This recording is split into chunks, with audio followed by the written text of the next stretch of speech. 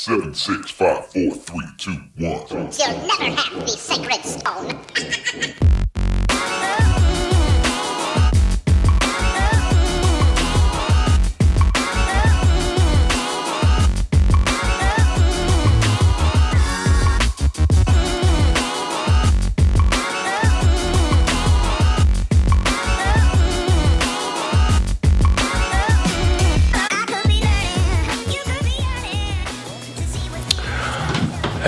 Welcome into another edition of the Vegas Squares podcast. We are sitting here in studio. Well, kind of. Some of us don't know how to operate a proper alarm clock and get to the studio on time.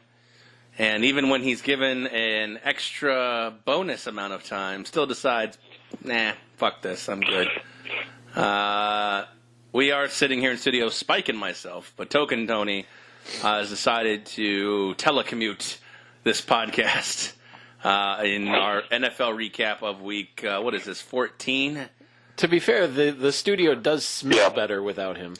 That is a very fair assessment. It does. We do not have to open up the windows and restock the turn on the fan and Glade plugins.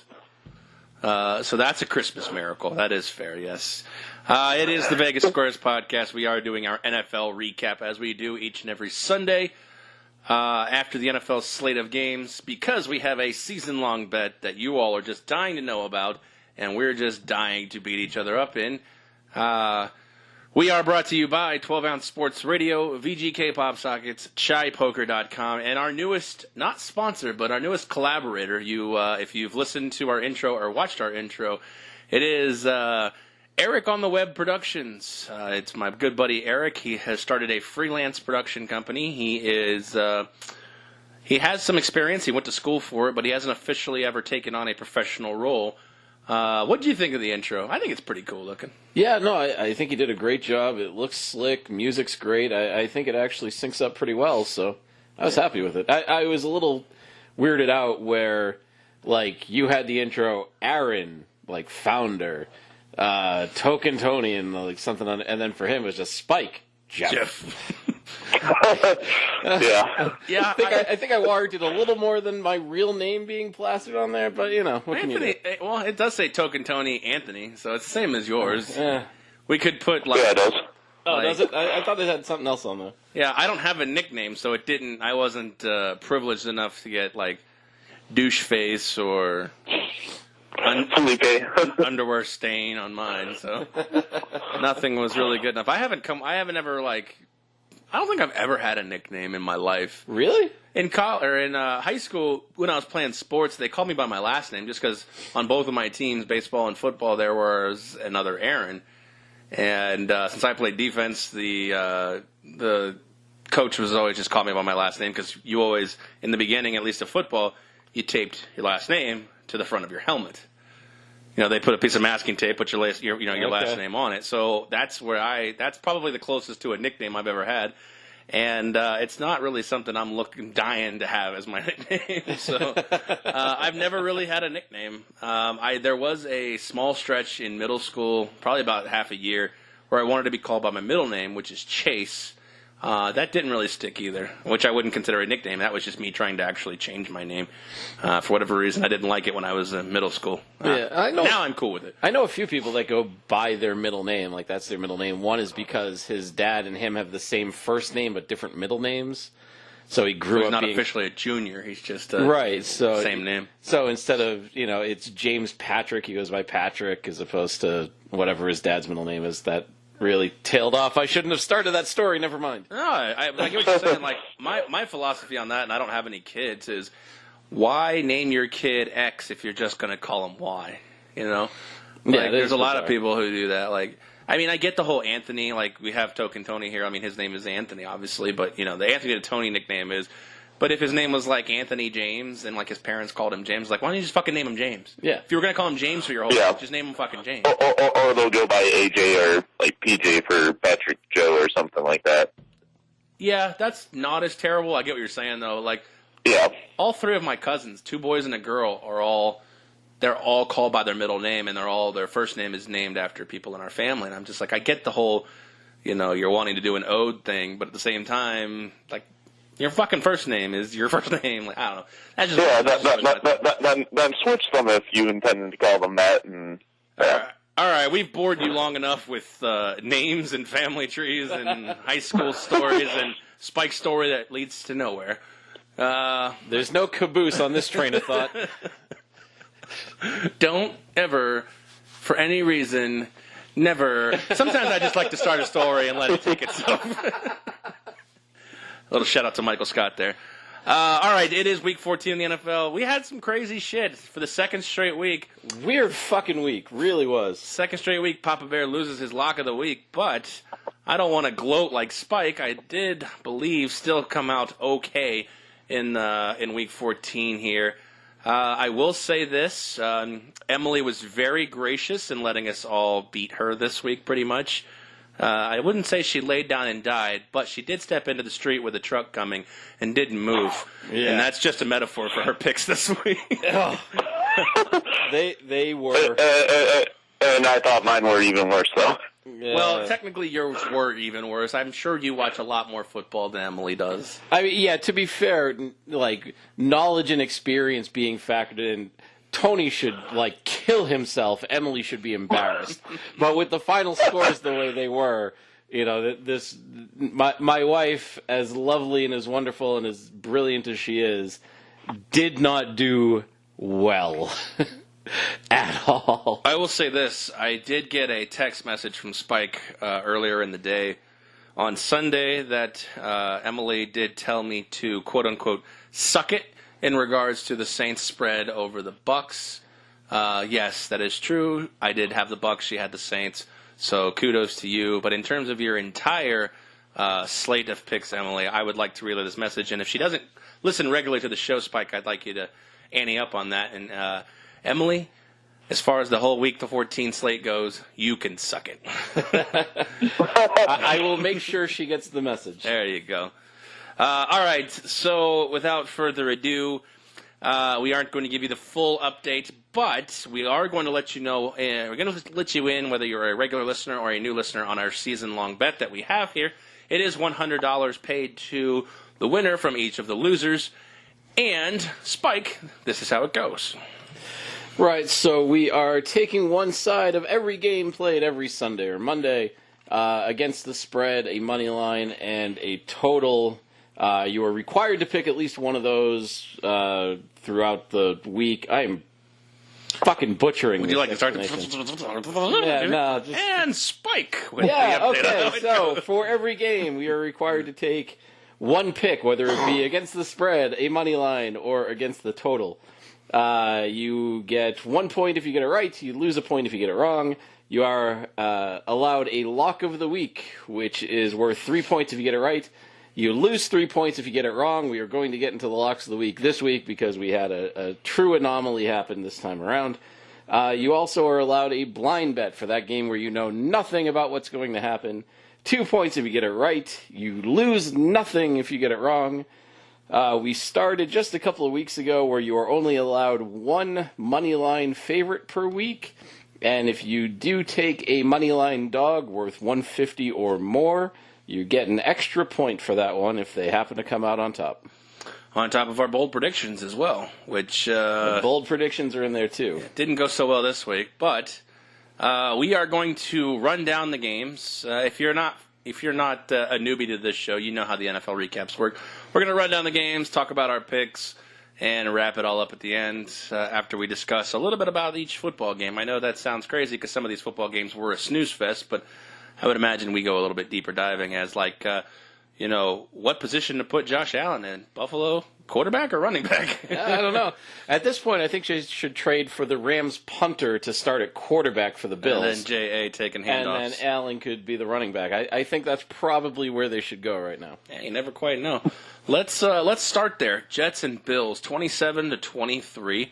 Darnold comes back after, I believe, a 3-game absence to beat the Bills, to move both teams to 4-9 at this point. I understand, obviously, it's not riveting playoff talk, but you got to start somewhere, and ESPN's wrap-up starts with the Jets and the Bills for the Sunday games. Like I said, Josh Allen, 9 carries, 101 yards. I believe that's 2 straight games with both leading the team in rushing and having over 100 yards. Not terrible passing, 50% passing, 206 yards, 2 picks. But the Jets get the win. And how did we do? So this was Buffalo -4. The total was 37.5 going into this game. Both Token and myself took Buffalo minus the 4, which bricked. My wife Emily went under the total of 37.5, also a brick. Aaron, the only one to get a point in this game, taking the Jets plus the 4. Stinks, too, because I think their money line was like 135, too. I wanted to take the Jets' money line, but nevertheless, I'm not trying to sit here and toot my own horn because I don't want to sit here and... I listen to the Spike Toots His Own Horn podcast. It's very unbecoming. Nobody wants that. Yes, but it was wonderful to live it. Oh, was it? Yes. Yeah. Are you back down, though? Back down to planet Earth? Not really, because I still beat Token this week. Yeah, that's not hard. Except for Emily. No. Suck it, Emily. Not really much to say, in this one. Josh Allen, again, just kind of building. Sam Darnold, another yawn pedestrian performance, 170 yards, a touchdown and a pick. I didn't really watch much of this game, but the teams did squander a lot of red zone opportunities. The only reason I know that is because the red zone seemed to keep focusing on this game every time they got in the red zone. And I understand that's the point of the red zone channel, but it seemed like both these teams were in the red zone quite a bit, and their red zone woes, or actually their team woes, depending on how you want to look at it, were on full display on Channel 703 on DirecTV. Nevertheless, the Jets get the win. At this point in time, both AFC East teams are really just battling for draft position. And a theme overall, realistically, and after I see what the standings are now, I really believe that there's not that true number one draft pick that everybody's, the tank mode is on for. That includes the Raiders. I think everybody is really content on trying to win football games at this point, and top 6 picks really are just a wash, and the chips may fall where they may. Yeah, it's sort of strange to think about that we don't have that 1 or 2, names that we're going back and forth. This player has to be the number 1 pick. This Right. player has to be number 2. So I can't remember the last time we've had a year like that where everybody's just kind of meh on the top half of the first round of the draft. Yeah, I mean, you look back at let's look back at drafts where a defensive guy did go number 1, like Mario Williams. He went number 1 over what everybody believed would be an emerging Hall of Fame candidate in Reggie Bush. Everybody thought he would be like Saquon Barkley of today. That's what everybody thought Reggie Bush would be. But yeah, you're right. There hasn't been. What was the year Eric Fisher was drafted by the Chiefs? I mean, the left tackle. Any year that a left tackle is the number 1 pick, probably one. I of want to those. say that was 2012 or 13. Either way, it was just any year there's a left tackle or an offensive lineman or even an interior defensive lineman like we have this year. 2013, yeah. Like Nick Bosa is scheduled to be the first pick of the draft this year. I don't see these teams actually activating my favorite one in the recent memory has been Suck for Luck. Yep. The tanking campaigns. Yeah, and there were some people that even questioned whether Luck was the true number 1 if RG3 was the better pick. And long term we see, but yeah, Well, you're right yeah. at the time. I mean, that's the same as Ryan Leaf and Peyton Manning. Right. God, did the Colts dodge a bullet by not taking Ryan Leaf? Oof. Or things could have been different. I don't think Peyton Manning would have been as much of a disaster as Ryan Leaf was in San Diego, but would Ryan Leaf have been maybe as good or maybe slightly less than Peyton Manning if he'd have gotten drafted by the Colts? Yeah, well, it's not even about performance on the field because Ryan Leaf had mental health issues, and didn't he just get busted for stealing Drugs. prescription Yeah, drugs? he had drug issues. But I mean, but for all of those years that we're talking about, there were 2 really good candidates for a number 1 position, that number 1 quarterback that we could talk about. Even this past year with Baker Mayfield going number 1, some people said Saquon Barkley should be the number 1, or Darnold, or that's about it. yeah. So all of these skill position players that we're talking about, where people are saying this guy has to be number 1, we're not seeing that this year. And not only are we not seeing it, people are actually like hands off saying that there's really no good candidates or nobody worthy of like even the a number one pick. Not even number one. I haven't seen a mock draft yet, and obviously they're all early, but I haven't seen a mock draft yet that puts a quarterback in the top 10. No, the only one that's really getting any interest is Justin Herbert of Oregon. Will Greer will probably shoot up. I mean, you know how quarterbacks are as far as the draft. They're going to go to their pro days and their workouts, and they're going to slide up and down the board. Quarterback is the one that slides the most as far as, up and down the board. Like, Lamar Jackson was being talked as a 4th round, 5th round wide receiver and got all the way up to the 1st round. Josh Allen was probably, back half of the draft. He got bumped all the way to 7th. Josh Rosen was being talked about as the number 1 or 2 pick. He got bumped all the way to. Point being is, yeah, you're right. I wonder if this is more of a testament to all of these defensive players coming out of the draft: Greedy Williams, Quinnen Williams, Nick Bosa, etc. If all of these guys are collectively all good, and they're basically saying if you have 1 through 5, you're getting a stud no matter what. So that's my thought process on. Basically, if you look at the standings at this point, we're looking at who are the 5 worst teams: Oakland, Arizona, San Francisco, and then with the 4 and 9s, you have the Falcons, Jacksonville, Buffalo, and New York. So whatever the tiebreakers be in that one. Oh my God, could you imagine the beginning of the season? Would you have laid odds that the Falcons would have been closer to the playoffs or the number 1 pick? Oh God, yeah, the playoffs, obviously. I would say the playoffs, though. Right? How crazy is that? I picked Atlanta to win this division. Of all things, is crazy because they had a 3rd place schedule last year, and they've just not looked very good. I know we've gone so far off of the Buffalo Bill New York Jet tangent wagon, but because there's nothing interesting to talk exactly. about. Except unless you wanted to talk about the impact of LaShawn McCoy getting injured going in this out game, in the 1st quarter, and wondering how much that's going to affect them. But then you realize that Buffalo stinks; they weren't going anywhere anyway. So if McCoy's out for the rest of the season, who might be a good thing. Cares? Yeah. Yeah, I mean, gives him time to focus on himself and get ready for next season. All right, I'm going to ask a 2-person poll. You ready for this? Go for it. Best tanking slogan of the 2 that I've heard: "Suck for luck," Okay.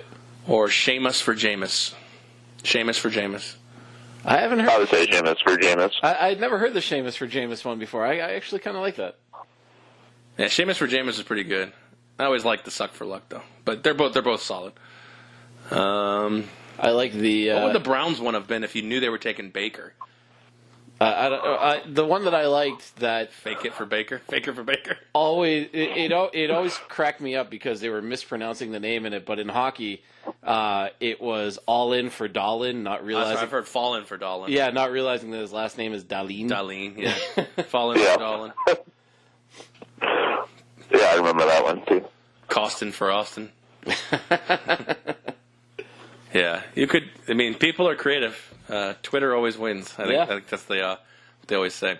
All right, speaking of Baker Mayfield, this was quite a surprise, and effectively, I think the Panthers losing this game in Cleveland, 26-20, gotta be pretty painful. They obviously have seeded the South, and New Orleans clinched with this loss, also with their win, but 26-20 puts the Browns 5-7-1, which I would say I think I had them at about 3 or 4 wins, so they've exceeded my expectations. And Baker looks like this Browns team, even with nothing to play for, which actually, if you look at the playoff standings, is not officially true. It's just very bleak that they have a playoff spot. Baker Mayfield has rallied this team. I'm going to be interested to see who gets this job as far as the head coaches go. But this is looking like a pretty attractive destination, all things considered, when you mention Cleveland, Ohio. Yeah, I would say this one looks more interesting to go to than almost Green Bay.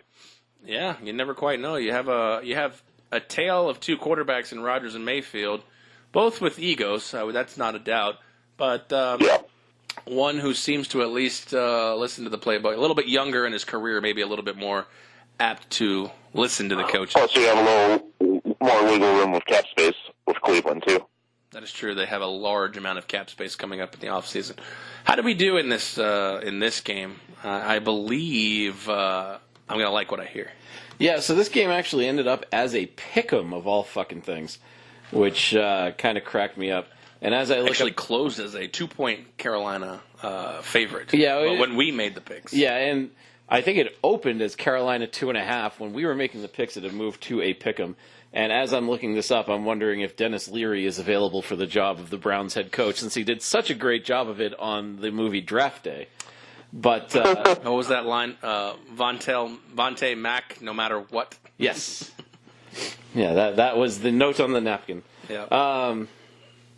But yeah, this was a game where I decided to take the team out of Carolina, which Whoops. did not work, and the fucking lot of you took Cleveland.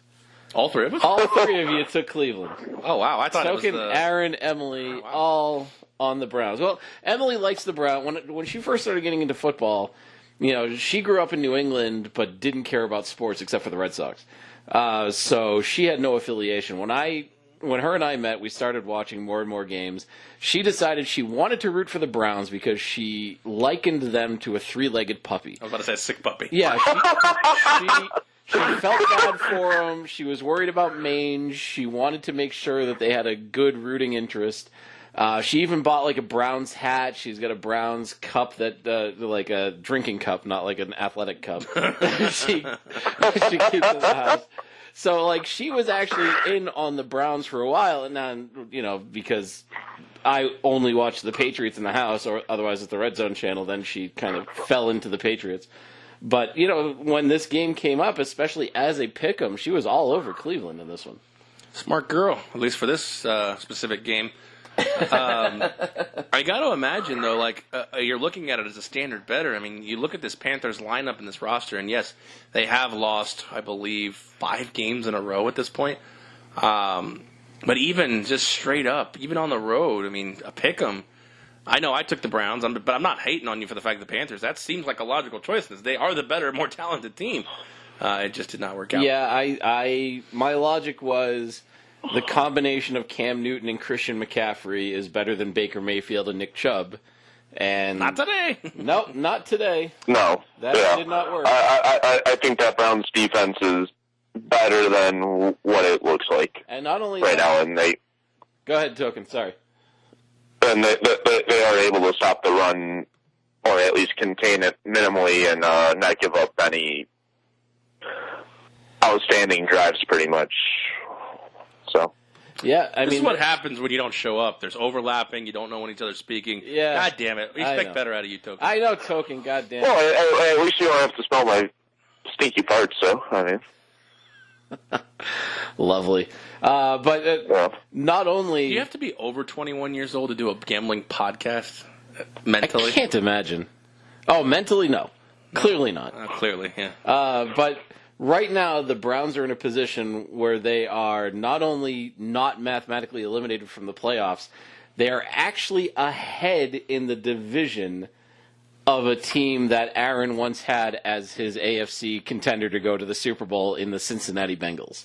Now, we can... Speaking of teams who lost 6 in a row. We can talk about the fact that Cincinnati lost their quarterback, and A.J. Green, even when he's been in, has been more of a decoy than anything else, especially this year. But that was wow.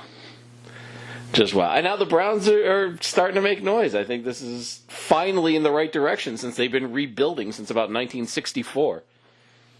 Yeah, that's probably about accurate, pretty close. I mean, you look at them, they are currently the 11 seed at 5-7-1. They would have to win out, obviously. Well, I wouldn't say obviously, but if they can finish 8-7-1, that would require Baltimore to shit the bed, Miami to shit the bed, Indianapolis to shit the bed, Tennessee to shit the bed, and Denver to continue shitting the bed. Yeah, I mean it is possible. I mean, but very unlikely in that spot. Let's see who is the only team in the AFC actually officially eliminated is the Oakland Raiders at this point. Wow, even the Bills or Jets aren't officially eliminated yet. Bills, Jets, and Jags are officially still mathematically in the hunt. I was going to say, in the AFC, yeah, that's probably right. I know Arizona and I think San Francisco are both out of it in the NFC. Yeah, I think. Yes, that is. I was about to say I think Detroit's eliminated, but I don't think officially yet. No, they're still in it. But yeah, because the thing is if every team above Arizona and San Francisco lost all the rest of their games, Minnesota would finish 6-9-1, which would still be good enough to get in. Sadly. Imagine that as a wild card, 6-9-1. I mean, honestly, It won't happen, but I have to call Aaron out on this one because really, that's about the meanest thing you can do is to give hope to a Lions fan. I'm not giving him hope. I'm just saying. I have no hope at all. I'm surprised we did as well as we did today. I'm very shocked. I mean, we'll get there. Yeah. Calm your tits, boys. All right. Before we get to his Lions win, which I know he's probably at home one-hand banding it, we got to go Packers-Falcons. Speaking of my NFC South pick for the division, Falcons, 4-9 now. It's so abysmal that they just look so bad, even on offense with all of those weapons. Devontae Freeman cannot be that integral to this offense, but then again, maybe he can.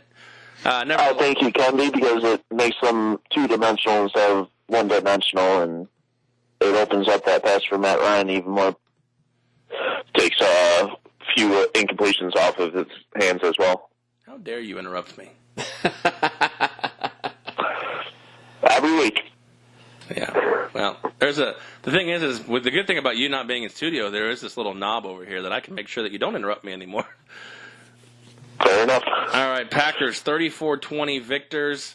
I didn't have the Stones this week, but I was feeling Packers by whatever. I felt like this was a fuck you game from Rodgers to Mike McCarthy. They'll call it in the media an emotional win, but let's call it what it is. The Packers basically say, with Aaron Rodgers said, look, now with McCarthy gone, there are no more people to blame at this point, Mr. 12.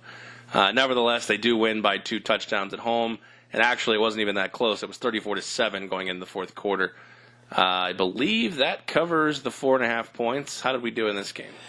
Yeah, so this was a game that I'm actually pretty annoyed about. My wife actually picked Atlanta money line. She thought that Green Bay losing their coach was going to throw them into disarray.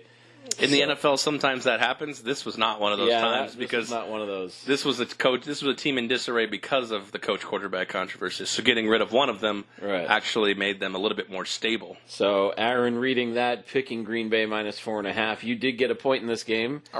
Token and I both get fucked by the fucking Falcons scoring a fucking meaningless garbage time fucking touchdown at the end of the game. With like 15 seconds left, yeah. To send it over 51 and screwing both of us picking under. Sorry, boys. That's how it goes sometimes. Unbelievable.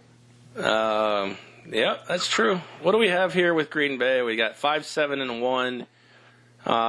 They sit in the very back of the playoff universe, probably pretty thin that they're going to get in.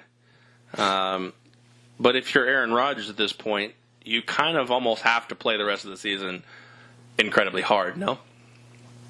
Oh, yeah. And you have to show... I would say so, yeah. Yeah, you have to show the next coach what it is that you're capable of without McCarthy holding you back. Fair enough. Yeah, I mean, you look at... this franchise, I believe, since 1996 has had 2 coaches. Or 1994, whenever Holmgren came in. I think he came in somewhere around there right before. 94? Yeah. Well, they went to the Super Bowl in 96 when they beat New England. So I would say it's somewhere in like 93, 94, right around the same time Favre came in. Fuck, yeah. So they've had 2 quarterbacks and 2 coaches in 25 or so years.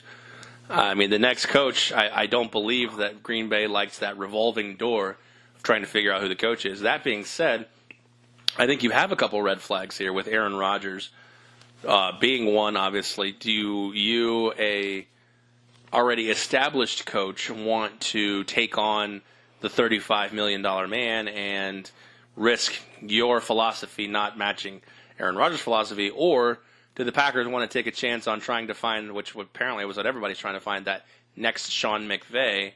And maybe, so far we've been able to find it with Shanahan, Nagy, McVay, but, there's always a chance you do swing and miss, on top of the fact that you now are going to be getting close to competing with Cleveland and the rest of these openings that could become vacant here in the next few weeks, which I'm actually curious. What jobs do you think are going to open here in the next, after, what they call Black Monday? I mean, the Jaguars could. I don't think Doug Marone's going to get the axe after one bad year.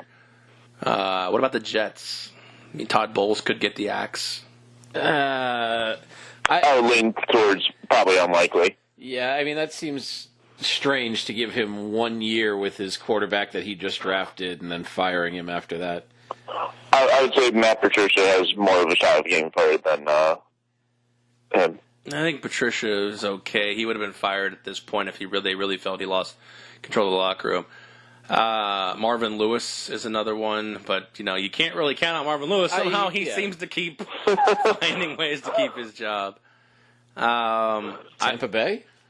Tampa Bay is almost certainly going to be open. Yeah. I'll give you 3 candidates that obviously I think are going to surprisingly be open next year. All right.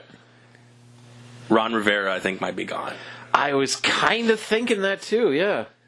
Ron Rivera might be gone. In this game specifically, I think Dan Quinn might be gone too. I think the expectation, they have gone a complete 180 since blowing that Super Bowl. And that includes even making the divisional round last year. They blow a Super Bowl, they make the division round in a game they should have won against Philly, and now they're going to be at best 7-9. And that would be with a huge, he could keep his job, I guess, with a 3-game win streak where they look fantastic. But I think Dan Quinn might be another one on his way out. And I will tell you, if they keep trending in this direction, we'll talk about this game later, Mike Tomlin might be out. If they don't make the playoffs, if they blow this, or end up as a 6th seed and lose the wild card game, I think he may be out as well. So, anyways, that being said, I didn't want to foreshadow too much, but point being is yes, there may be a few positions open, but right now, the positions we know, Packers and Browns, if you're a head coach in the league, where would you prefer to be? Oof. Token, I'll let you take that one first, because I'm curious to see what you have to say, especially as a fan of the NFC North. I would absolutely lean towards going through Cleveland, build up that franchise and all that. I think it's got a lot more potential with Mayfield being so young, as well as on that rookie deal. I believe with the cap space that they have, they pretty much can get anything they want and can build around Mayfield instead of being stuck with Rodgers at quarterback and a third of the cap space down the toilet, pretty much. You think he's done talking, and then you never quite know. I actually think everything that Token says is correct, but I think I would still take Green Bay for the sole fact that I think you have a better shot to win a Super Bowl now with Aaron Rodgers. You make a couple of minor adjustments on the defense, and you can make a deep enough run to get a big enough contract that you can kind of live off of that money in case you do fuck it up and get fired. John Gruden. Yeah, exactly. So, I mean, that's the kind of thing that I would look for. But I think everything else in Cleveland is better. Like, I think even Cleveland's probably a better town to live in than Green Bay. I think you're going to have more upside and a longer future with Baker Mayfield and Nick Chubb. I think you have more potential there. And that to me seems like somebody that wants to be in it for the long term. But for a lot of these coaches, it's just about getting that short-term paycheck, making a name for themselves, and then being able to whore themselves out to be able to coach wherever they want. I think Green Bay might be the better choice for that kind of person. Well, see, I think you're liking the coaching position almost like a G5 school in the NCAA. I mean, I don't think you take the Packer position to put your name out there. I mean, you're taking control of one of the more prestigious franchises in the NFL, and not only that, you're taking also control of one of the more diva type quarterbacks in the NFL too. I also kind of disagree with that statement of giving you the best chance to win now, because if you look at the NFC North, I mean, nothing on this roster for Green Bay screams Super Bowl contender, except for the fact that number 12 masks a lot of inefficiencies so far, not really being able to do that this year. But you have Minnesota for at least 2 more years with Kirk Cousins and this roster. You have Chicago doing what they're doing while Mitch Trubisky's on the rookie deal. I think the next 2 years of a contract of anybody who takes that Packers job, they're the third best team. And then if Stafford ever gets his shit together, you're looking at 3A and 3B as far as NFC North. As far as Cleveland goes, I would not actually be surprised if Detroit does trade. All right, we're going to turn Anthony down there for a second because this motherfucker. All right. We don't know exactly what he said. That'll have to just be his own little treat. Nobody wanted to hear any else. In regards to Cleveland, I do agree with you, Token. If you let me fucking finish, quarterback on the rookie deal. And the other thing I was just thinking is if a first-time head coach, it's the same thing I said exactly with like Baker Mayfield, or at the time when we talked, the next quarterback to be drafted. How much of a god would you be if you're the coach that turns around Cleveland into a perennial contender? I mean, Belichick did that, and he lost his job when they moved to Baltimore. Well, they also had stupid management then. I mean, I'm talking about perennial contender like possibly what New England is now. I mean, maybe not making 8 straight AFC championships, but making the playoffs with regular, consistency, winning a few playoff games, winning the division, and yeah. Thanks for that input. Yeah. All right. Anyways, let's move on. I agree. I think it's Cleveland with the cap space, the young quarterback, the young running back as well. And the fact that, like I said, if you build a legacy there, you are the legacy in Cleveland as far as anything past Jim Brown and Otto Graham. Other than that, there's not a lot of Browns football that's really proud. So. All right, game of the week of the early games, Ravens-Chiefs. That ended up being quite a fun matchup to watch. I don't know if you guys watched as much of that one as I did. 27-24 was the final in overtime. Unfortunately, the Ravens defense crumbled a little bit at the end. Excuse me. Allowing that 4th down semi-Hail Mary. It seems that Patrick Mahomes is just getting all the breaks this week, or this year, pretty much. But nevertheless, 27-24. How'd we do in this one?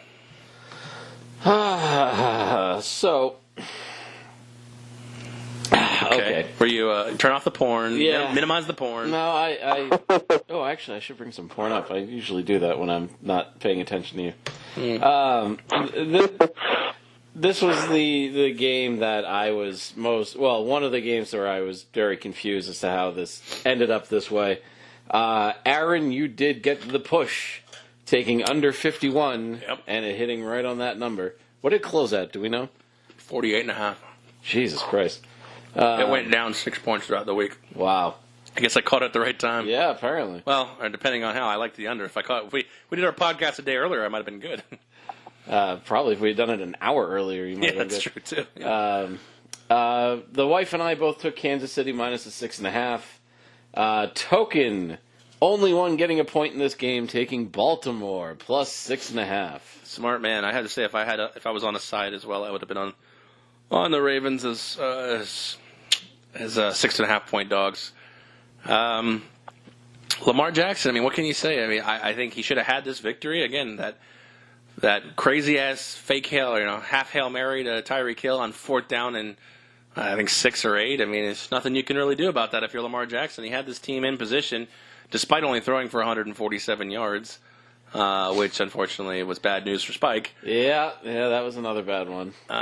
Does put them at 7-6. They did cover, which is good for us, but not quite as good for the Ravens' playoff hopes. They do stay, however, in the 6th seed because even though all three teams below them won, they did have a 7-5 record, which now puts them in a dead heat with four teams at 7-6 now in the AFC East or in the AFC playoffs. Yep, 4 teams at 7-6. So wow, with the exception of the Broncos, everybody else won as far as the team sitting on the outside that have an outside shot at the playoffs. Nevertheless, I think. And this is easier said than done, but if you can model your defense after the Ravens, you have a chance to keep the Chiefs' offense in check, which for teams like L.A., New Orleans, New England, Houston, they're starting to get a little bit of a blueprint on Pat Mahomes. I mean, you look at it, and it's like anybody in the NFL. If the real determining factor in your career is once these teams have some tape on you. I'm not saying he played poorly, 377 and 2 touchdowns, but I'm sure a lot more people expected this to be, Chiefs are going to get 45. Chiefs are getting 45. How are the Ravens going to get 46? Right. And that was kind of my mindset too, especially with Baltimore not exactly taking the safety off on Lamar Jackson's arm. I thought that they might allow him to open it up a little bit more, but if between his 147 through the air, 71 on the ground, still not a terrible day. But yeah, Mahomes just found a way to win. This is also why this game is textbook perfect example of why when the futures bets open for next year, I am taking under the win total for the Chiefs because I think you're exactly right, Aaron. I think there is enough tape on Mahomes now that teams are going to be able to prepare for him. Couple that with him having to play what is essentially going to be a first-place schedule next year, and I think the Chiefs are in for a major falling off a cliff next year. Yeah, I absolutely agree with that statement, Spike. I can see them even getting second in the division. I think Chargers might make that step up next year, and who knows what happens. So. Well, I think this year we may be looking at a Chargers AFC West. This game on Thursday coming up is going to be huge in Arrowhead. Yeah, it'll be the Super Bowl, yeah. I don't know about all that, but it will be a large game in the AFC West.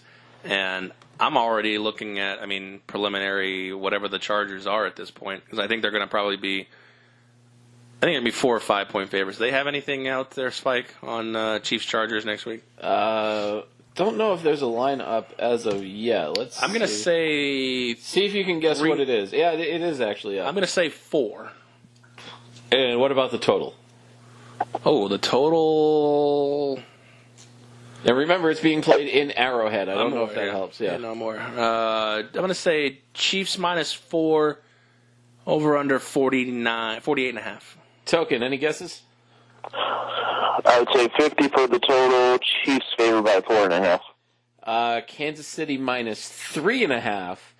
Total opened at 56. Oh wow! Down to 50. Opened at 56.5. Down, the hook is gone. 56 right now. Wow. Wow, that's a high total. Yeah. Yeah. Now I kind of like the over in that spot.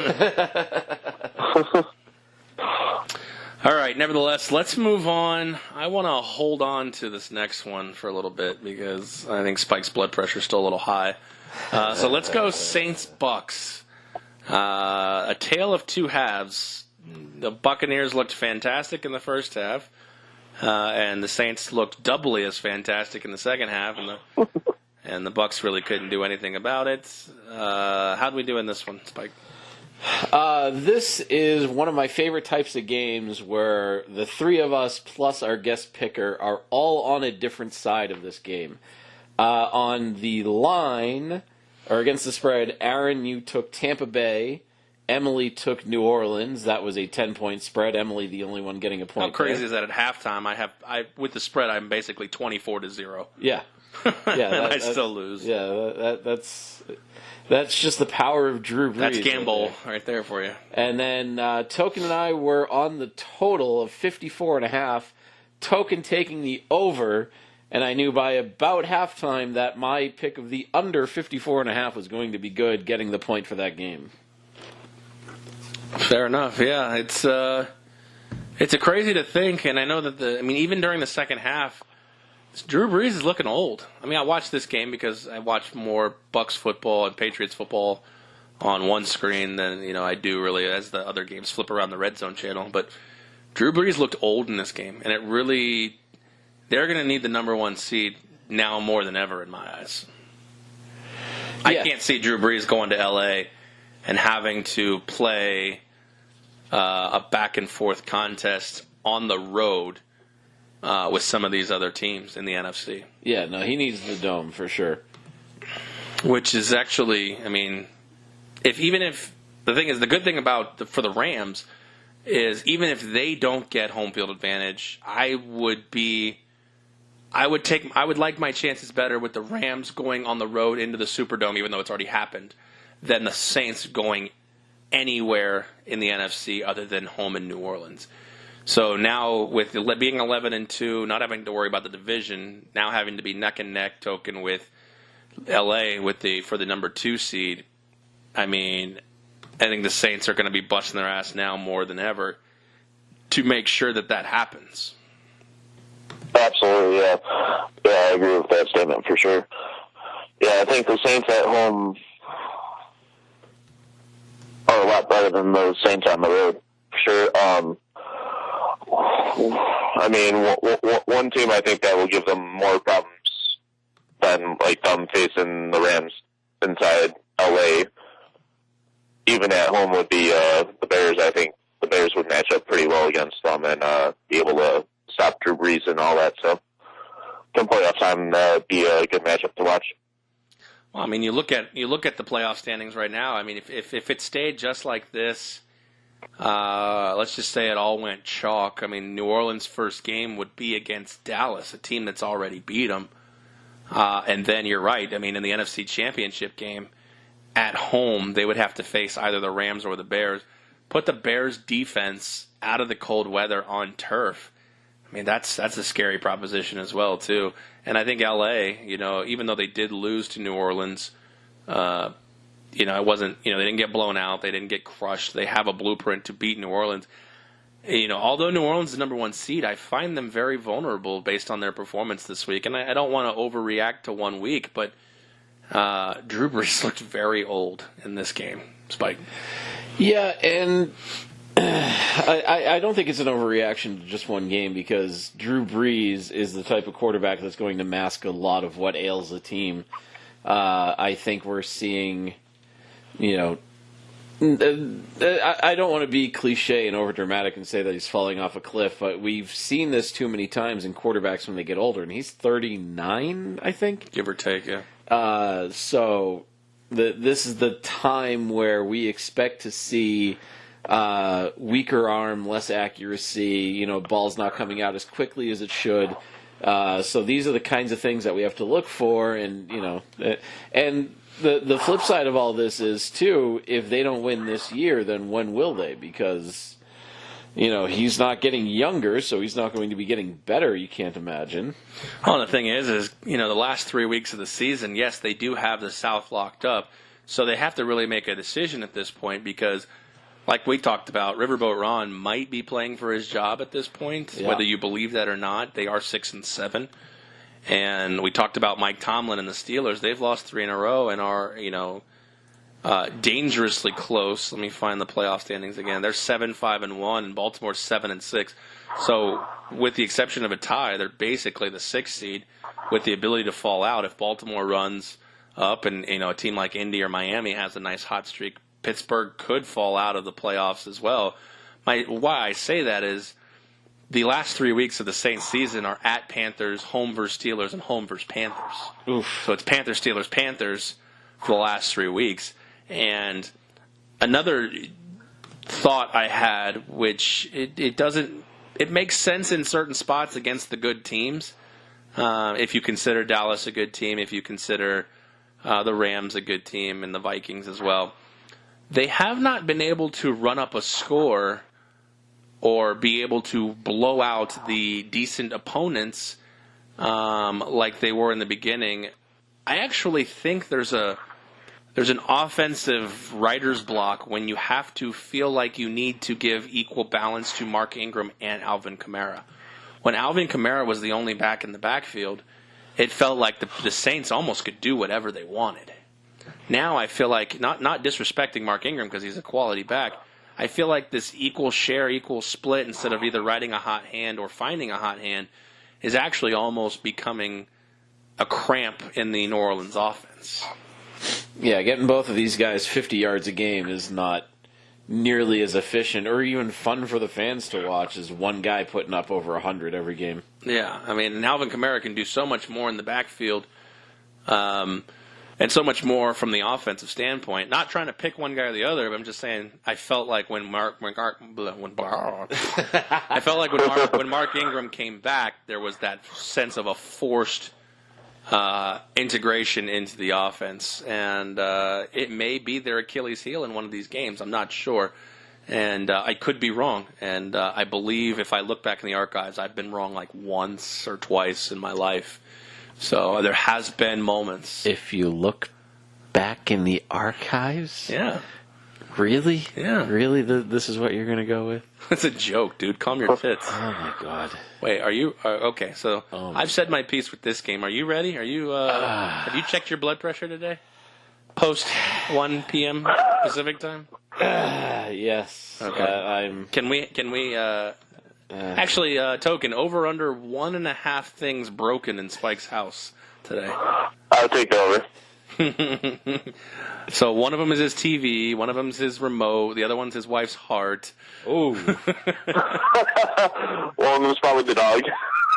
Oh, he broke the dog. Do something, dog. All right, Patriots, Dolphins. Oh, this one does hurt. Yeah. This one hurts me because I'm sitting there going, oh, yeah, this is in the bag, and I'm watching it, and I'm like, 8 seconds left. What could possibly happen? So I look down at my phone to check my betting and my scores and, and shit like that. And then I look up, and Kenyon Drake's running the ball in the end zone, and Gronkowski, there's nothing he can fucking do about. Why is Rob Gronkowski defending a Hail Mary that that Ryan Tannehill cannot reach the end zone? And why is at least not Josh Gordon in there and not Robert Gronkowski? Yeah, I understand he's a couple inches taller, but I mean, for the love of God, if something like this happens, Gronkowski's not catching the guy. Yeah, no, Gronkowski's not fast enough. That was a bad setup by Belichick. That whole play. Actually, I just noticed something here. It says Miami scored 6 points in the fourth quarter. Aren't they required to go for the extra point? Not if it wins the game. I thought it would, even in regulation, if it wins the game, they still have to go for it, unless they lined up after the fans they left. They may have taken a knee or and something. just taken the knee, but that seems a little bizarre. But anyway, it doesn't matter. I mean, it didn't affect betting at all. Unless... I guess if they should, because there's a chance that, God forbid, somehow there's a blocked extra point. Patriots block it, yeah. Return it. Right. Then they could win. Yeah, they must have lined up when we didn't watch, and because I think actually after the Minnesota Miracle, they had to line up. Yeah, if it happens in regulation, the rule is they have to at least line up. And even if the Patriots don't send anybody out onto the field, they have to do something. So you're probably right. They may have just taken a knee and not worried about putting up the extra point. But I thought that was a little unusual. I mean, there may have been something there. Like when Kenyon Drake's being interviewed at the end, they're over there taking a knee on the other side. Yeah. Nevertheless, I mean, you can talk about how much went wrong on that final play, but Patriots defense giving up 34 points to the Dolphins and letting them hang around. I mean, like you said, Gostkowski missed an extra point. He missed a field goal. At the end of the first half, they blew the opportunity for points. Yep. And this was just... He missed that, and he missed the extra point off the first touchdown, too, don't forget. I said that. You said the field goal. I said he missed an extra point and a field goal. Anyways, whatever. Yeah, split hair here. But the point being is that this was just a sloppily played and coached game all around by, Belichick on down to, Rob Gronkowski's attempt to make a tackle at the 11-yard line. Yeah, I mean, he blew a tire there. If I'm... I know you'd like to make a sweeping declaration. First of all, the defense sucked. Defense absolutely blew. letting Ryan Tannehill throw for 265 yards and 3 scores, giving up 150 some odd yards or 190 yards on the ground. Just nothing about the defense was good. You can't do that against, especially a division opponent, that is fighting to stay alive in the playoff race. Just bad football all around. But I think the worst of it, and this is going to sound crazy because the offense did put up over 400 and some odd yards, I think the play calling was fucking atrocious for New England. So many times on first down, it was a handoff that went for about a yard and a half at best.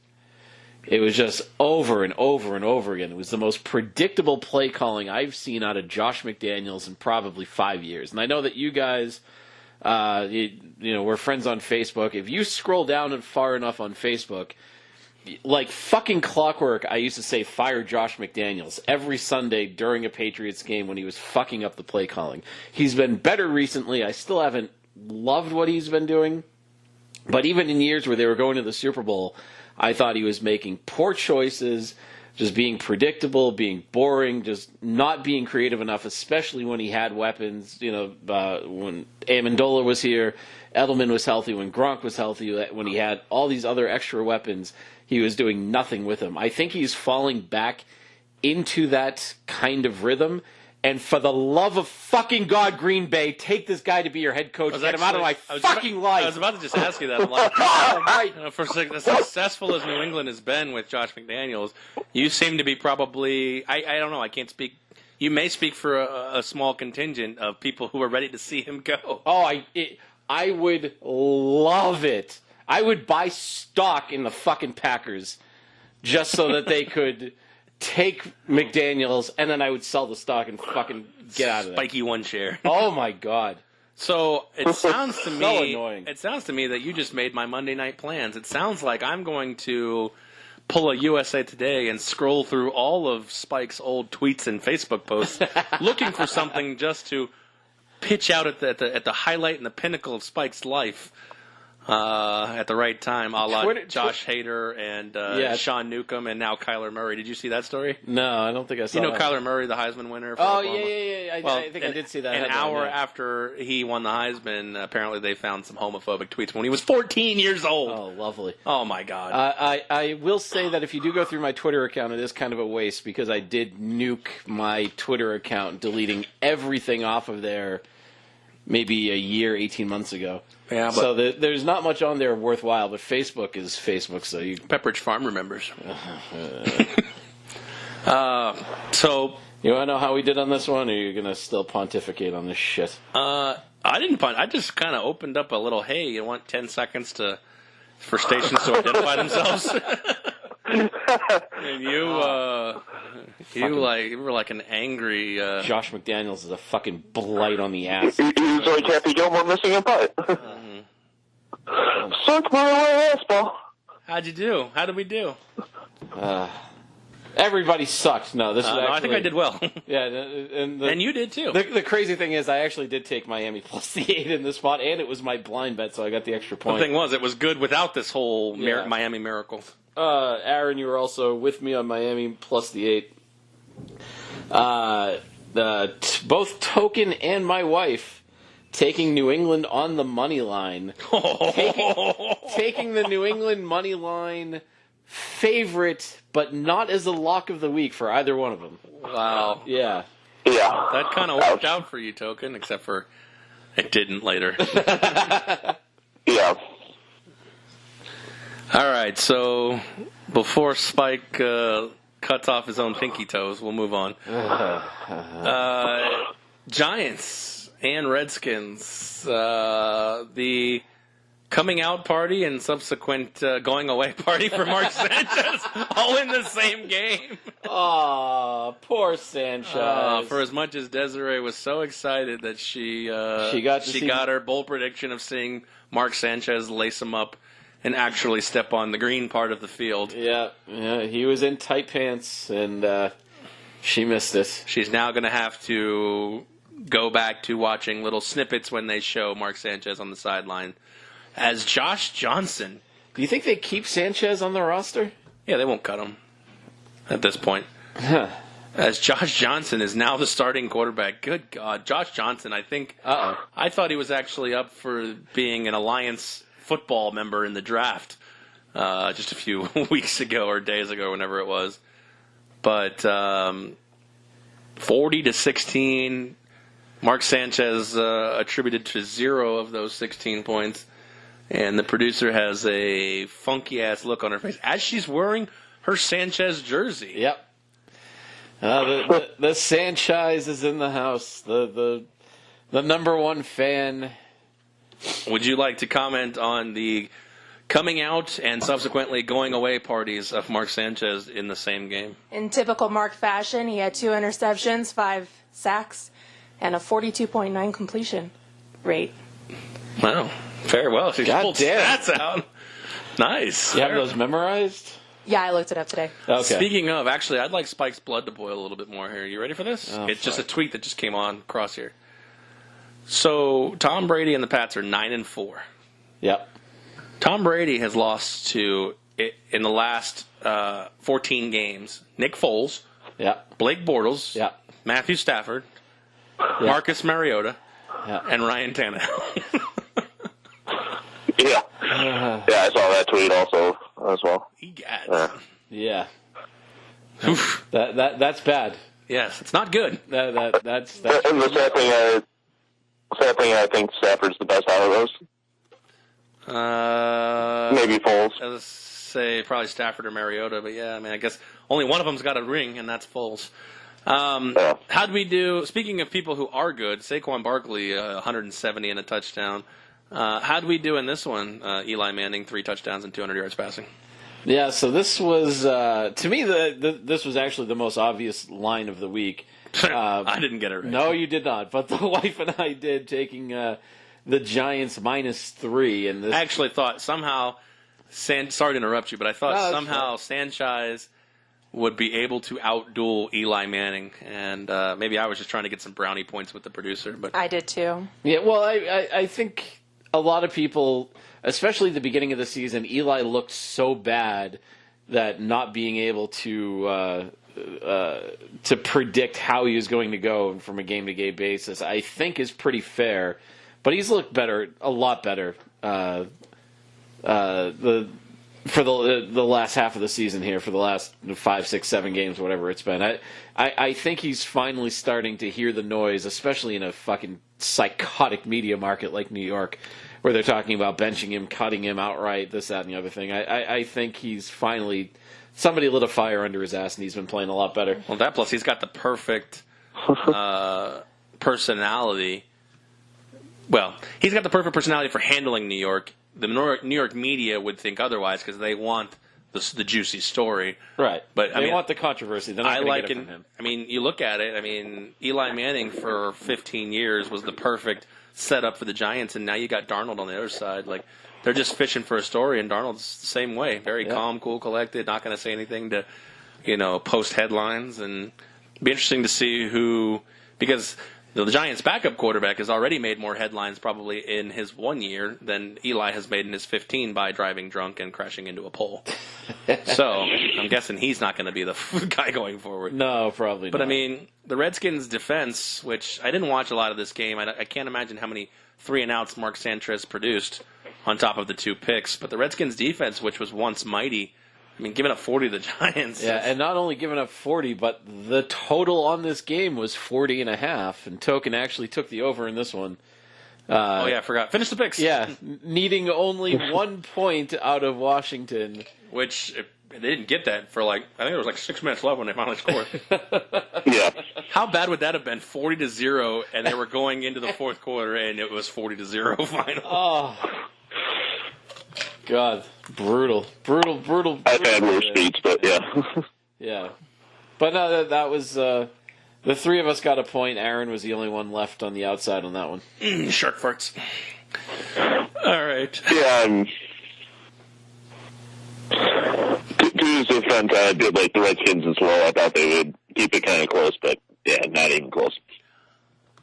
All right. Colts and Texans. The Colts pull off a victory, ending the Texans' 9-game winning streak, which Spike said would be a 13-game winning streak. Yeah, but to be fair, I also said this was the toughest matchup that Houston had going forward for the rest of the season. No caveating it. No If there was a asterisk. game they were going to lose, it was going to be this one. But I didn't think they would lose. So, no, I knew I was wrong on this. That's fine. Oh, God, just give me a second. Jeez. No, fuck you. Calm your tits. No.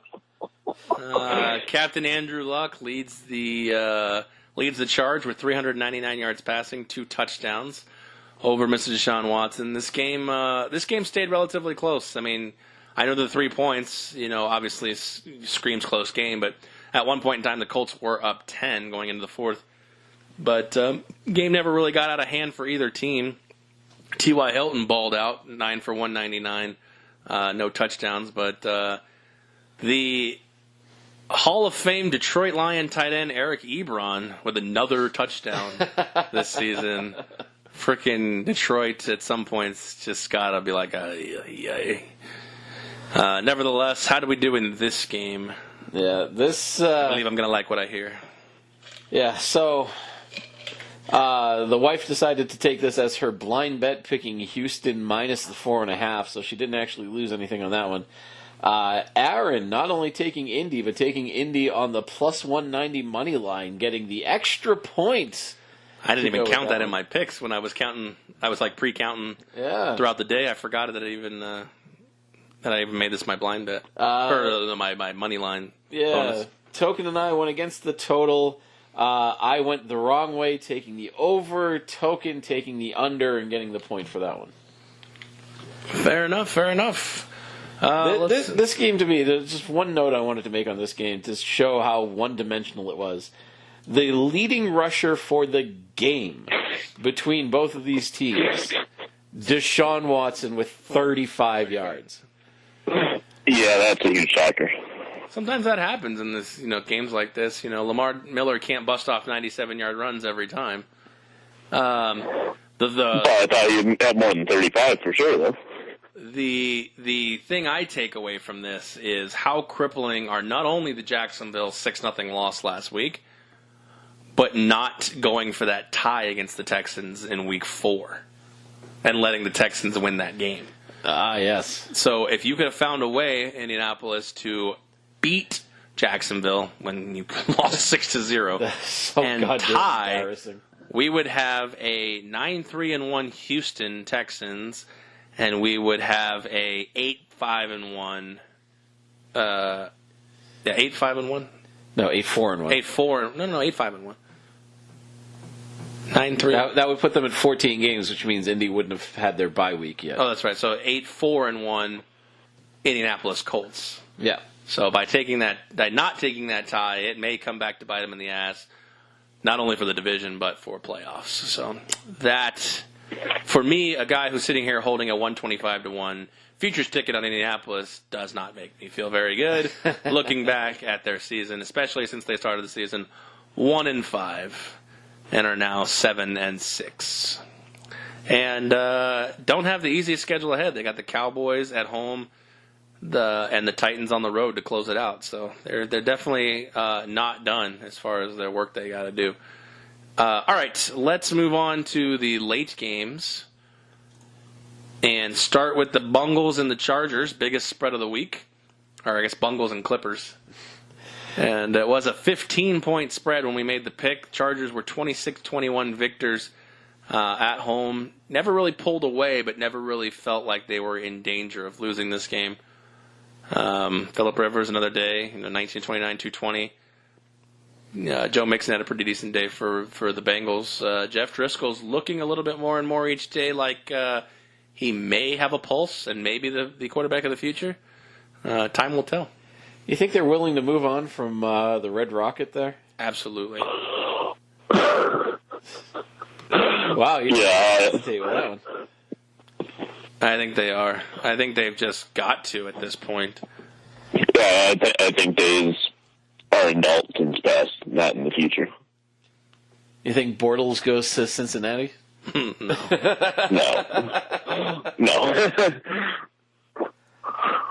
Yeah. Well, This was kind of a strange game because neither of the quarterbacks really put up gangbuster type numbers. Driscoll 18 to 27 for 170, Rivers 19 to 29 for 220, each one with one touchdown and no picks. This wasn't like the video game type stats that we're used to seeing Phillip Rivers put up this year. But found a way to get it done. Not beating that 15-point spread, but still grinding out a win at home. That's got to say something about San Diego or Los Angeles, or whatever the fuck they are.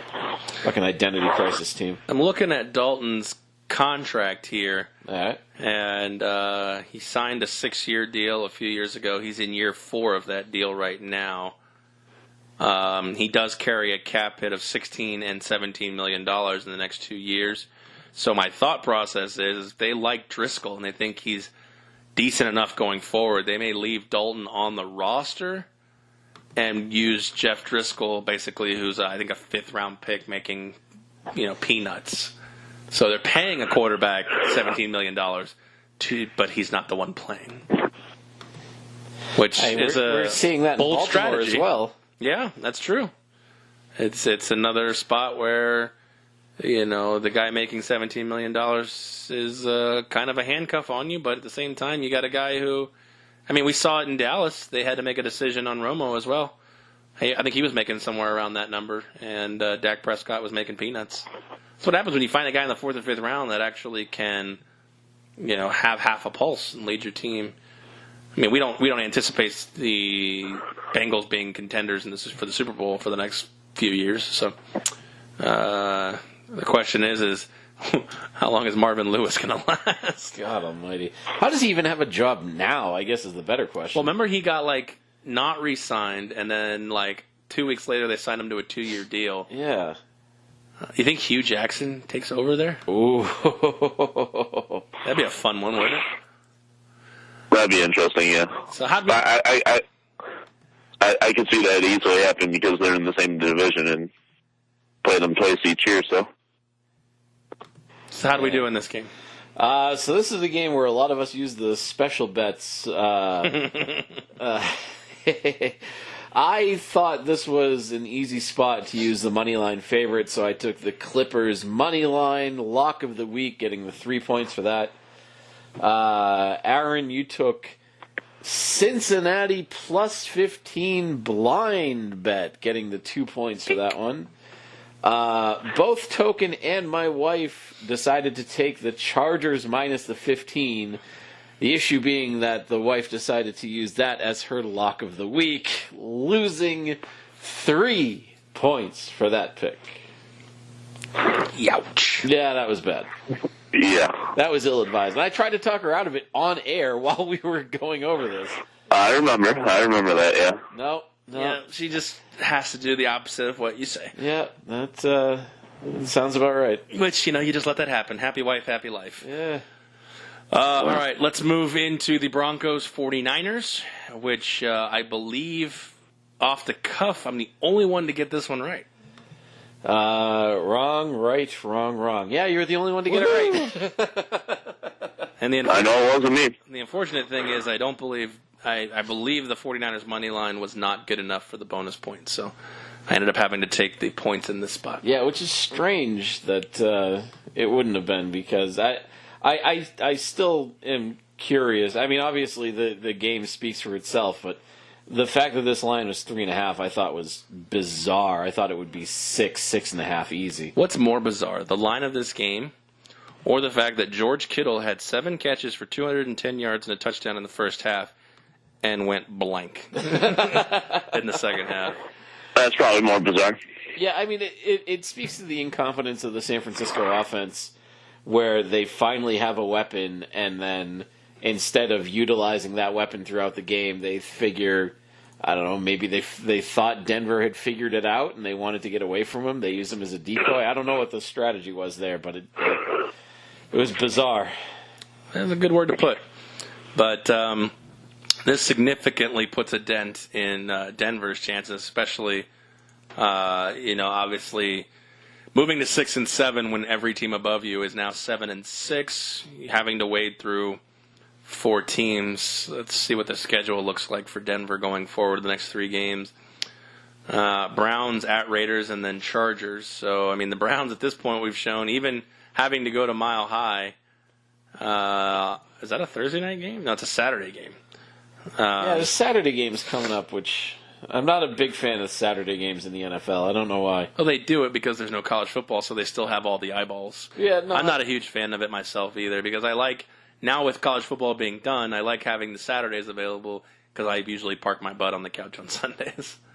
Yeah, I got other shit I gotta do. Exactly, So the Browns game might not be an easy win. The Raiders be interesting in the black hole, especially now after what they did today. And then they got the Clippers, who will be an interesting game depending on if they've got a playoff spot or a division title on the line at that point in Week 17. So 6-7 is not good for them, and 9-7 I might make the playoffs, but at the same time, I feel like one of these teams, Baltimore, Indy, Miami, or Tennessee, is going to go on a run here. So, any chance any of those 4 teams finish 10-6 without looking at their schedule, just blindly? God, I hate to say it, but I think the Ravens probably have the best shot of it. Fair enough. I was looking. I haven't looked at their schedule, but presumably they have at least one division, maybe 2 divisional games left, and that division is looking easier to win. Well, maybe the Dolphins as well. I think this could be a propeller for them. I know for a fact they have the Vikings next week, and they still have 1 game against the Bills. Yeah, no, I got it wrong. The Ravens are playing the Chargers in 2 weeks. They're going to lose that one. Okay. Yeah. I'll say Indy. Screw it. I think they have a chance. Indy and Tennessee are on a crash course for each other in Week 17, so obviously one of those is going to go. But let me look at Miami's schedule here. I know they have Minnesota. So they have Minnesota on the road. If they can win that game, they come home versus the Jags, and then the final game against the Bills. That seems pretty winnable. So Yeah. let's have a little fun for a $1 prop bet. All right. Let me fire this up here. Let's pick a team to go 10-6. And Anthony's picked Indy. I picked the Dolphins. You can have the Ravens or the Titans. I mean, you can look at the schedules. Or you can pick another team, and then if that team wins, Anthony or I have to give up $2. No, let's Giants, Redskins, Colts for the Titans. Ooh, those are winnable games too. Yeah, I was going to say the Titans are probably the best. I mean, if it's between the Titans and the Ravens, I just look. The Ravens are playing the Chargers. They're going to lose that game, so I have to take Titans. All right, so I'll take Miami. He got to Indy, and you have the Titans. So one of you is going to lose. Yeah, for sure. So. Mm-hmm. All right, let's go to the Eagles-Cowboys game because that was a fun one. OT.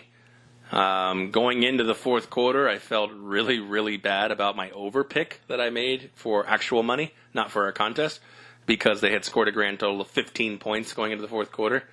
And then they proceeded to score 37 in the fourth quarter in overtime. So appreciate that. Amari Cooper, we talked about this token. How many weeks ago was the trade actually made? But I said that I love this trade.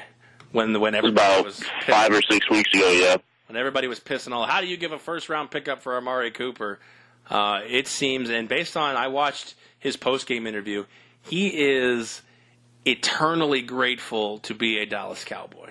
It feels like I can believe that, yeah. He feels like he's at home, and he's in a spot where he is happy all the time. You could just see that, and he even said a few things that would lead me to believe that. After catching that game-winning touchdown in overtime. But he 10 receptions, 217 yards. Zeke Elliott, another 100-yard day. Dak Prescott, wait for it. 455 yards. Holy hell. That's like a 3-game stretch for Dak in some spots. 455 and 3 touchdowns. And my favorite part of this, and I can't figure out how it happened because Jerry World is turf. But Dak Prescott, at the end of the game, after throwing that touchdown, they showed a picture of him basically pointing to the sky. and his jersey looks like it's covered in dirt and mud. Like, how does that happen in a dome? I understand the roof's open a little bit, but I don't think it was raining. Oh, weird shit happens in Texas. It's crazy, but nevertheless, 29. Maybe he struck oil. 29-23, Cowboys win, moving to 8-5, and pretty much putting a stranglehold on the NFC East at this point.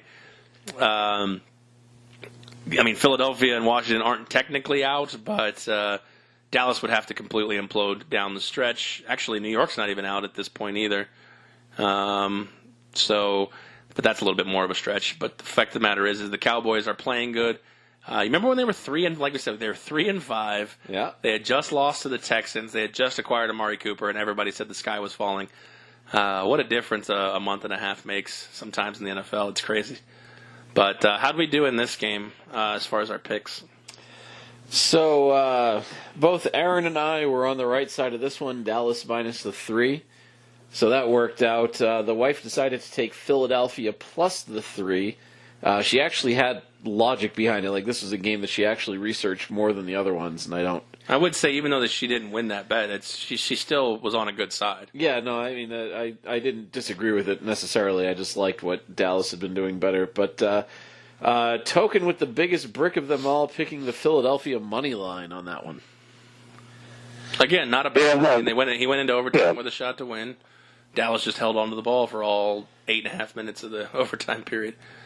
Like I said, going forward, the Cowboys shouldn't really collapse here at this point. They may lose one more game. That Colts game next week in Indy will be a tough one, especially after coming off of such a high, beating a division rival, Philadelphia. But then they got the Bucs and the Giants, so I'm thinking a 10-6 spot here for the Cowboys. So I'm ready to crown them NFC East champions. Congratulations to the Cowboys. Yeah, I mean, I thought the only real competition they had, at least a couple of weeks ago, was Washington, but now with them down to quarterback number 4, 7, 8, 9, whatever it is, yeah, they're talking about trading for the made-up quarterback. Yeah. Yeah, Spike thought Josh Johnson was a made-up name. I really thought I thought it was like John Doe. So I'm curious, now that Josh Johnson got signed, and I don't mean to do this, like, I do this more in jest, but now that Josh Johnson got signed and he's a black quarterback, are they going to call for Kaepernick? Oh, probably. I'm just curious. I just wanted to be funny. All right, we're losing time here. Steelers, Raiders. Just give us the picks, because this was embarrassing. Yeah, this was especially bad for you, Aaron, picking the... Yes, I'm aware. The Steelers money line as the lock of the week, so losing the 3 points on that. Token, the wife, and myself all being on Oakland plus the 10. Token actually taking it as his blind bet and getting the extra point for that one. I didn't actually look at any stats on this game, so I'm curious to see how bad some of these... Well, Ben Roethlisberger actually didn't play any of the second half until the last drive. He went out, and they actually had a 14-7 lead, so they took him out and kind of played I wouldn't say they mismanaged the game, because I don't know the extent of Roethlisberger's injury, but he didn't play for the bulk of the third and most of the fourth quarter, and they've got to cut Chris Boswell at this point too. I mean, he missed an extra point, or he missed 2 field goals, one of them being the game-tying field goal after Ben Roethlisberger set them up with basically a chip shot, and didn't work out. So Lions Cardinals, not much to talk about in this game either. Give us the picks. So the wife was actually the only one that went against the spread, taking Arizona plus 3, which whoops. That's all the points they got. Yeah. The rest of us were against the total. Token and Aaron both going over the 40 points. Whoops, and I was under. So I'll take that all day. And fair enough, I'll give you props too. You said they might not even get to 20, and that's about all they got. Yeah. So. Yeah. All right, Rams Bears, 15-6. Bears showcased on Sunday night. I don't know how much of a showcase it was, but that defense, man. Not to toot my own horn, but I've been calling them, beasts since day one. I got them on every single fantasy team that I have, and How do we do in this one? Yeah, and the credit that I actually want to give is to the guys at Barstool Sports, because one of them said that this is the week where Chicago starts to become a national pick for the Super Bowl. And I think we're going to start seeing that more with the national talking heads on some of those shows. Maybe Token ahead of the curve. Yeah. He called it 3 or 4 weeks ago. But Token and Aaron both taking Chicago plus the 3. The wife and I both on the Rams minus the 3. And that's about where we're leaving it. And the crazy thing is I don't put them on that national spotlight because I watch Trubisky play. He's still kind of the Achilles heel for this team. On the ground, he's fine, but if they can't get a steady running game like they did with Jordan Howard, tonight 19 carries, 101 yards. If you're going to put that ball in Trubisky's hands, I don't feel confident. Just as a bettor, I couldn't feel confident as a Bears fan either. But as long as that defense continues to play well, they're going to be in all of the games that matter. So. That is Week 14 in a nutshell. How do we do overall for the week? I know we've said each individual pick, but so we got to go the weeks. The wife ended up doing the worst in this one, she put up a minus touchdown on that one. Token going under par. Token going 3 under par on this one. Which wasn't great. I had 3 points, and then I lost one because my bold prediction was so undervalued that I lose a point on this, so I finished with 2. Aaron being the big winner for the week with 5 points. So what's that update our total to? So this actually puts me in a tie for second place with Token at 30 points apiece. Aaron currently beating us by a touchdown. 37 total points for the season. And if I have to say it, it looks like Token Tony is trending toward the red numbers. Yeah. So get that 20 spot ready. He's heading down. And for the Monday night game, Token and I are on opposite sides. He's on Seattle. I'm on Minnesota. And Aaron... So somebody's going to be in second and third, yep. Yeah, and Aaron, you've got over the total. So is there a push option, or is it 3.5 or something? No, it's 3. So there is a push. There is a push. And I'm over the total you of are 48? 45 and a half? 45 and a half, yeah. So, all right. Well, let's move into our Super Bowl picks. Currently sits... what does Token have? Token has Chicago and New England. Are you willing to change either of those? Nope. Keeping the same right now. What do I have? You have the Rams and the Steelers. God, the Steelers. I was just going to say that. I'm going to hold on to the Steelers for one more week. Oof. All right. That's probably dumb. I have the Saints and the Chiefs. That's what I say about every time you're about to open your mouth. Yeah. That's probably dumb. That's pretty accurate. And I think I am going to flip the Saints over to the Rams. Oh, God. The Steelers have Pats at Saints and Bengals. They could fall out of the playoffs. Wow. If they're 7-1 going into the Bengals game. Early spot, I like Steeler money line at home against the Pats. Yeah, I could see it. They quickly, do they have an early line on that game? That's a good question. That is Pats no, minus 2.5? Nothing yet. No? Okay. All right, well, that's it for Week 14, our NFL recap. We want to thank you for listening. At this point, Minnesota and Seattle are currently in play as well, if you're listening on 12-Ounce Sports Radio. And for Spike, for Token Tony, I am Aaron. We appreciate you listening in. We want to thank our sponsors, 12-Ounce Sports Radio, Chai Poker, VGK Pop Sockets, and our newest collaborator, Eric on the Web Productions. We will catch you on the next podcast.